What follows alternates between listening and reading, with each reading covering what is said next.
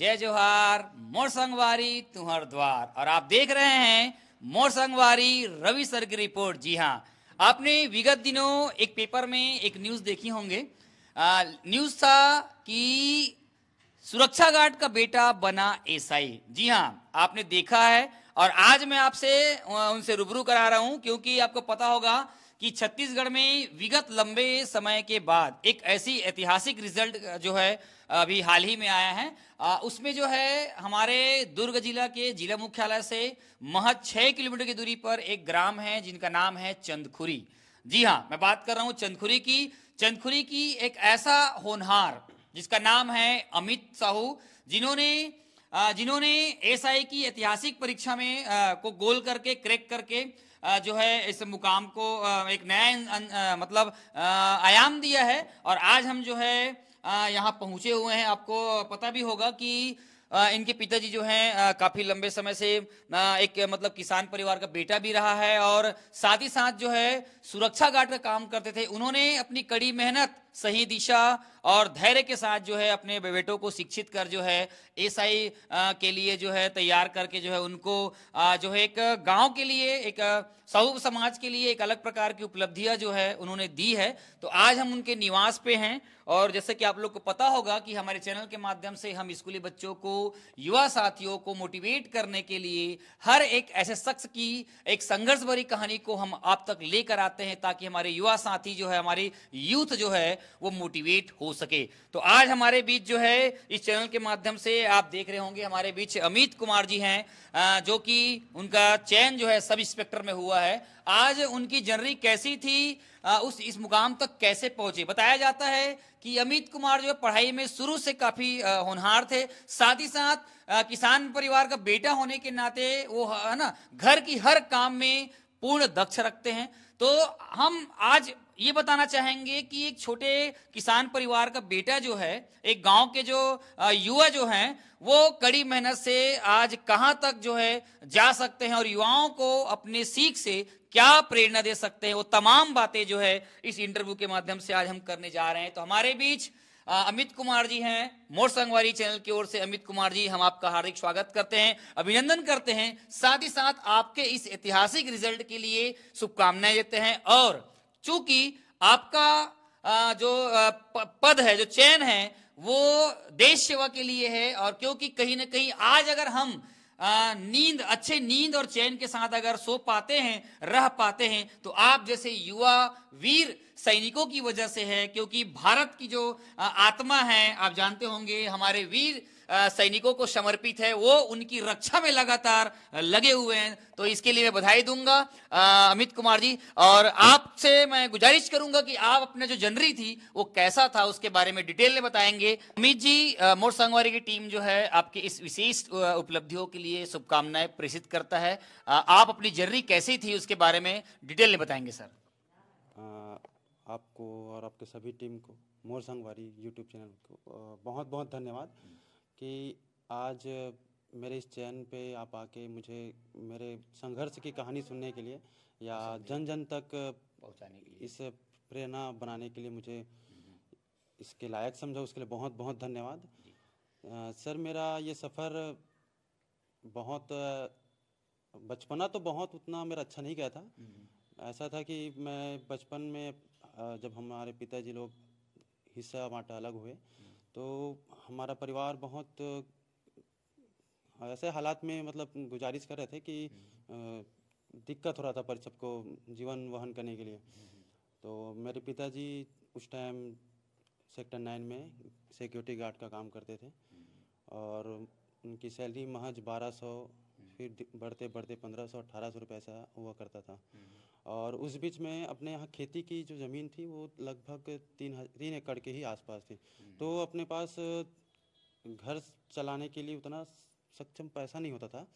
तो पिताजी का वर्क में देखता था कि वो खेत भी जाते थे, खेत के आने के बाद अपना ड्यूटी जाते थे, वो कभी अब्सेंट नहीं करते थे अपना ड्यूटी, और उसके बावजूद खेत का काम बराबर हर टाइम करते थे वो। तो ये सब चीज़ें मुझे बहुत प्रेरणा मिला और मैं अपने पापा का हाथ बढ़ाने के लिए थोड़ा उसके काम में थोड़ा मदद करने के लिए सामने आया। और उस समय मेरा उम्र लगभग वही 12 साल करीब था। तो क्या सर, वहाँ का जो मेरा पापा के प्रति जो भाव था, देखा उसको, संघर्ष को, तो मुझे भी उसके लिए मतलब लगा कि मैं पापा का थोड़ा हाथ बटा लूँ। और उस बीच में मैं अ, खेत का काम केवल हाथ बटाने के लिए जाता था। एक समय ऐसा आया कि महज 13 से 14 साल में मैं खेती के काम में एकदम दक्ष हो गया था। मैं, मेरे चाचा जी शिव कुमार साहू, वो पापा नहीं मतलब ड्यूटी में थे, तो उस टाइम में अपने चाचा के पीछे हल चलाया करता था। तो एक साल, लगभग 2 साल में मैं अपने खेती के काम में पूरा दक्षता ले आया था। और ये इनका श्रेय पापा का संघर्ष को देखना मेरा प्रेरणा, और चाचा का सिखलाई। और उसी बीच में अपने पड़ोस के एक चाचा थे, खेमलाल चंद्राकर, वो पढ़ाई में उतना नहीं थे और वो पढ़ाई को उतना महत्व नहीं देते थे, लेकिन वो खेती इतना ज़बरदस्त करते थे ना कि उसको देखकर मैं बहुत ज़्यादा प्रेरित होता था कि अरे, चाचा इतना सारा खेत अकेले मतलब अपनी हिम्मत से काम करते हैं, तो क्यों ना मैं भी करूं। उस टाइम मेरे लिए कुछ नहीं था, मेरे लिए सबसे सामने जो चीज़ था वो था किसानी काम। और तो फिर मैं उस टाइम चाचा से इतना प्रेरित हुआ कि मैं भी सोचने लगा मन में कि चाचा का बराबरी करूंगा, मैं भी उतना जितना वो खेत बोए हैं उतना मैं भी बोऊंगा करके। लेकिन चाचा का एक कमी मुझे खला था कि वो पढ़ाई को उतना वैल्यू नहीं देते थे। तो वो चीज़ मुझे लगा कि नहीं, मैं दोनों में रहूंगा, मैं पढ़ाई में भी ठीक ठाक रहूंगा और खेती में भी करके। तो ये यहीं से मेरी जर्नी शुरू होती है कि मैंने पढ़ाई को जारी रखा और घर का हर काम। अब ऐसा था कि मैं 15 साल की उम्र में खेती के काम में पूरा दक्ष हो गया था। तो मुझे ऐसा था कि मेरा शरीर पहले से ज़्यादा ही बढ़ गया था, काम करने से ही शरीर बढ़ा था, ऐसा था। तो कोई भी छोटा मोटा काम मेरे लिए कोई बड़ी बात नहीं रहती थी। तो किसानी काम एकदम 15 साल में दक्षता होने के बाद स्कूल गया। जब मैं 9वीं 10वीं में था तो फिर वैसे खेल कूद में भी 8वीं में जब था ना, तो खेल कूद में अच्छा खासा नंबर आता था। वो सब का श्रेय जाता है मेरे किसानी काम को। मतलब मैं किसान का बेटा हूँ, साथ में किसान भी हूँ, ये बात को मैं स्वीकारता हूँ।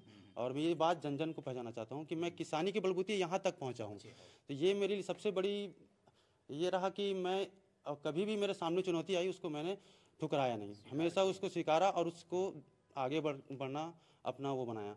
तो अभी मैं 10वीं लगभग 10वीं पास हुआ, तो फिर मेरे पास एक चुनौती आया कि मैं क्या विषय लेके पढ़ूं। तो सबको देखते थे कि अब उस टाइम हमारे गांव में ऐसा कल्चर चल रहा था कि साइंस लेना मतलब अच्छा है करके, अच्छा माना जाता करके।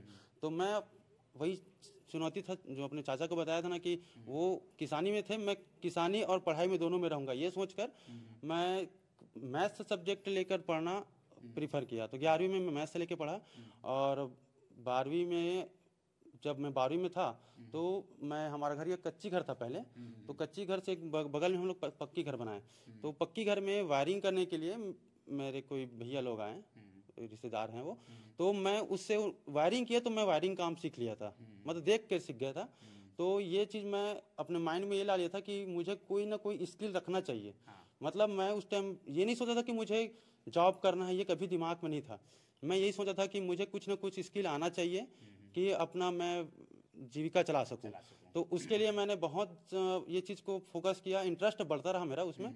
और फिजिक्स से पढ़ता था तो उसमें इलेक्ट्रॉनिक्स हाँ वो हाँ, तो इलेक्ट्रिकल संबंधित क्वेश्चन तो क्या मैं कोई रिलेट करके पढ़ता था, तो मुझे सहूलियत होता था उसमें। और ये सब चीज़ 12वीं तक तो जैसे भी रहा।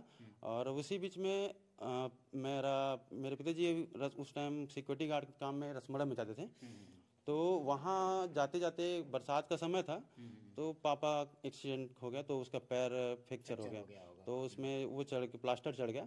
तो फिर मेरे यहाँ मम्मी बोली कि अब ऐसा पढ़ाई करो कि घर का काम हो सके। अब घर में पिताजी सभी काम संभाल रहे थे, मैं तो केवल उसके हेल्प कर रहा था और मैं काम में दक्ष था, इस कारण सारा भार तो मेरे ऊपर ही आना था। और उस टाइम ऐसा था कि अपने पास खुद इनकम का सोर्स नहीं है तो किसी और को कैसे लगा सकते हैं काम में।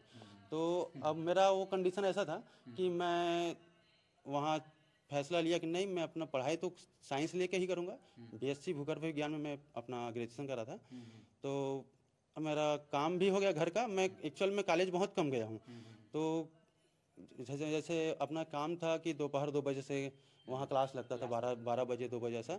तो मैं घर का काम सुबह करके 7 बजे उठ के मस्त सब खेत पहुँच कर काम कर लेता था, फिर उसके बाद कॉलेज चले जाता था।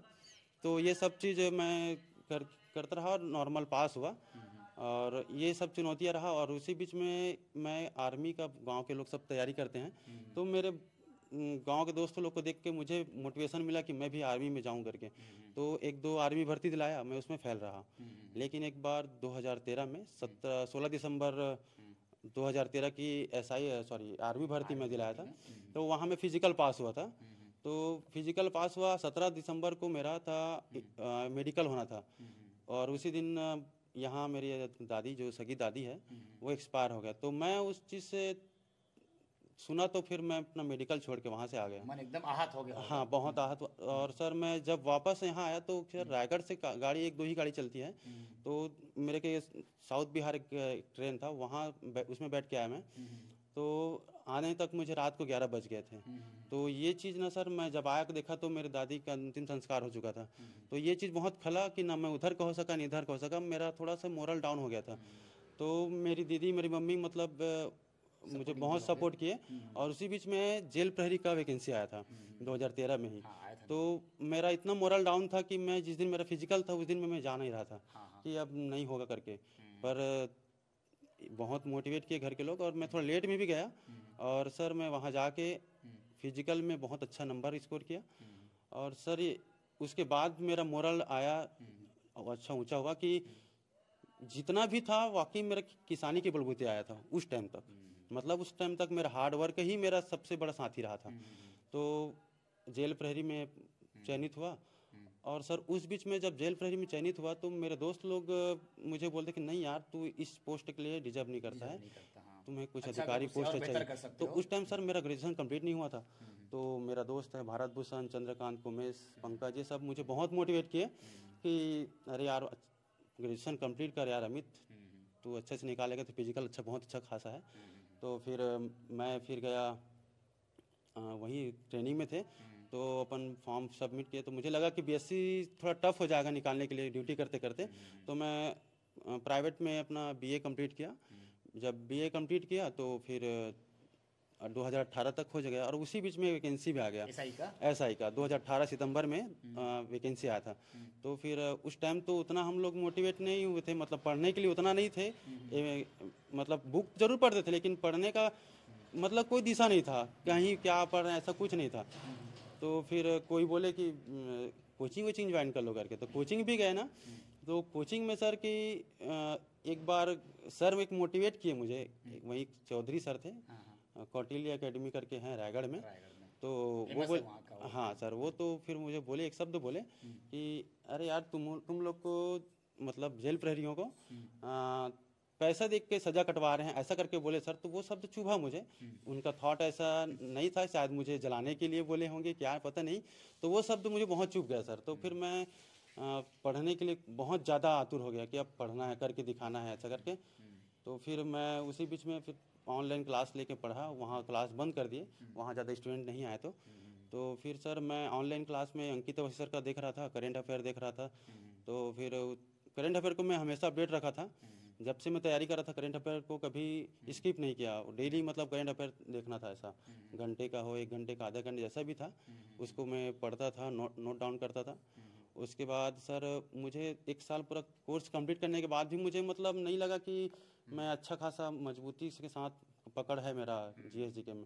तो उसी बीच में खान सर के 2019 कोविड के समय तो 2020 का लगभग मार्च का है। तो सर वो पहले बार कभी यूट्यूब निकाले होंगे, तो मैं उसका यूट्यूब चैनल में बायो का क्लास दिया। मुझे इतना अच्छा लगा, सरल भाषा में इतना ज़बरदस्त मुझे समझाया गया कि मैं बोला कि अब इसी को पढ़ा जाए। तो फिर कुछ दिन बाद सर ने क्लास एप्लीकेशन बना के हाँ फिर वो क्लास बनाए। तो फिर मैं क्लास परचेस करके ऑनलाइन ही पढ़ाई किया हूँ। उससे बहुत ज़्यादा मेरा फाउंडेशन मजबूत हुआ, ऐसा लगा मुझे। और फिर सर उस से तैयारी चल रहा था। और सारे दोस्त लोग मुझे बोलते थे कि मैं तैयारी तो कर रहा था ज़रूर, लेकिन मेरे दोस्त भारत भूषण वो रामायण और गीता का पाठ करते हैं। तो मुझे एक शब्द बताए वो, दोष भाग्य पर क्यों मढ़े, दोष कर्म का जान, छल अपनों से क्यों करे, अपने को पहचान। मतलब ये था सर कि अपने आप को छलना नहीं है, है ना, अपने आप को जानना है। ऐसा शब्द उनका जो था वो मुझे और मोटिवेट किए। मैं पढ़ाई में थोड़ा भी कोताही करता था तो मुझे लगा कि नहीं यार, मुझे ऐसा नहीं करना है। सभी लोग का मेरे ऊपर बहुत विश्वास, उम्मीद है कि अमित ऐसा कुछ कर सकता है करके। तो सर मैं कोई एक जगह से मोटिवेट नहीं हुआ हूँ सर। मैं जहाँ जहाँ जिस फील्ड में गया, मैं जैसे बताया कि सर मैं अपने खेती के काम में मैं किससे इम्प्रेस हुआ था, चाचा, पापा और बगल पड़ोसी वाले में चाचा जो हैं, खेम चाचा, उनसे बहुत मोटिवेट हुआ मैं। आपकी जो शुरुआत थी संघर्ष का दिन, वो घर से ही मिला था? हाँ सर, घर से ही मिला। मेरे घर में वो क्लाइमेट था कि मतलब ये बोल सकता हूँ कि मेरे दादी भी बहुत मेहनत की हैं, दादी दादा बहुत मेहनत किए हैं। हमारे घर में मतलब एक कुछ भी ज़मीन नहीं था, रहने के लिए ज़मीन था। तो वो लोग इतना मेहनत किए। मेरी दादी एक झौहे आता है ना अपना, तो कंडा लेके पूरा दूर का पैदल जाती थी वो।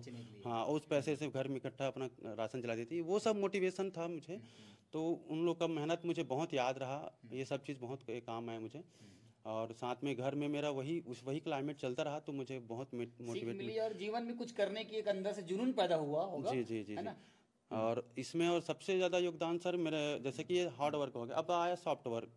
तो सॉफ्ट वर्क में सर पढ़ाई करने के लिए, तो सर मैं पढ़ाई के लिए उतना ज़्यादा नहीं था, तो मेरे दोस्त लोग ही मुझे मोटिवेट किए। जैसे भारत सर बताया, कोमेश सर और पंकज सर, ये सर दोनों जने ऐसे हैं, मतलब मैं सभी दोस्तों को सर ही बोलता हूँ एक्चुअली सर। तो संबोधित करते हैं सम्मान की दृष्टि से। हाँ, मैं यही सोचता हूँ कि जो मैं सम्मान दूंगा तो अगला मुझे सम्मान देगा। बहुत अच्छी बात है। तो मैं दोस्त मेरा कोमेश देवांगन और पंकज देवांगन, ये दोनों ऐसे हैं कि इनसे मैं मैथ्स में उनका पकड़ देखा कि ऐसा है, तो मैंने उससे मैथ्स सीखा। चंद्रकांत और भारत भूषण, इनका पकड़ था छत्तीसगढ़ में अच्छे, तो मैं उससे छत्तीसगढ़ सीख लिया ऐसा। तो सभी दोस्तों से कुछ सीखा मैं। मतलब ऐसा नहीं कि एक अकेले की किसी की देन है। और ना ही हाँ, और मेरे सफलता के पीछे सबसे ज़्यादा हाथ मेरे माँ पापा और मेरे बचपन में जो भी गुजरे हैं वहाँ का जो संघर्ष है, और दोस्त लोग जो मेरे बीच बीच मोटिवेट किए वो हैं। और सर अभी मैं जेल विभाग में, रायगढ़ जेल में जेल प्रहरी के पद में पदस्थ हूँ। तो सर वहाँ मेरे अधिकारी भी बहुत मुझे सपोर्ट किए। मेरे अधिकारी श्री SP कुर्रे साहब, अगर शायद वो मुझे सपोर्ट नहीं करते तो मैं शायद यहाँ नहीं आ पाता, क्योंकि मुझे समय नहीं मिलता। अगर मैं जेल के ड्यूटी में था जरूर, बट मुझे किसी प्रकार की परेशानी मतलब ऐसा फेस करने का नहीं मिला। बहुत सपोर्ट किए मेरे अधिकारी, और सभी साइड का सपोर्ट था कि हाँ अमित तो आगे बढ़, मतलब बहुत सपोर्ट किए, आगे बढ़ना है, निकलना है यहाँ से, अच्छा पढ़ो करके बहुत सपोर्ट किए। मतलब ये सब चीज़ सर मुझे बहुत टच कर गया। हाँ, ये आप देख रहे थे कि किस तरह से अमित की जो वाकई में जो उसकी संघर्ष की कहानी है, रुला देने वाली है, रूह तक मतलब कहना चाहिए कांप जाने वाली एक ऐसी मतलब संघर्ष में कहानी आप देख रहे थे कि बचपन से लेकर जो अब तक कितना संघर्ष किया। और संघर्ष के दिनों में इनके पेरेंट्स तो सपोर्ट किए हैं, साथ ही इसके दोस्तों ने, इनके विभाग में जो काम कर रहे हैं, जैसे SP के बारे में बताएं, सभी लोगों ने प्रत्यक्ष और अप्रत्यक्ष रूप से जो है उनको सपोर्ट करके यहाँ तक पहुँचाया है। काबिले तारीफ है। जैसे बताया ना कि अमित जो है शुरू से ही मेधावी भी रहे हैं, काम वाम के प्रति भी उनका बहुत ही अच्छा रवैया रहा है ना। चरखुरी स्कूल से पढ़ के निकले हैं। गांव में मनोज यादव नाम के भी टीचर्स ने काफी मोटिवेट किया है। और आपको बताना चाहूंगा कि मनोज सर यहाँ के एक ऐसे टीचर्स हैं जिन्होंने आसपास के बहुत सारे गांवों के यूथ को तैयार किया है, इस लायक बनाया है, मोटिवेट किया। पढ़ाना एक अलग होता है, लेकिन मोटिवेट करके एक नई चीज, एक नया आयाम उनको दिलाना, ताकि जीवन में संघर्ष करके जो है ना अपने आप को एक अलग जगह पहचान बना, ये काबिल तारीफ है। जिस तरह से अमित की कहानी है, निश्चित रूप से बहुत ही दिल को दहला देने वाली है, और सीख जो है बचपन से मिल रही थी, है ना। अच्छा।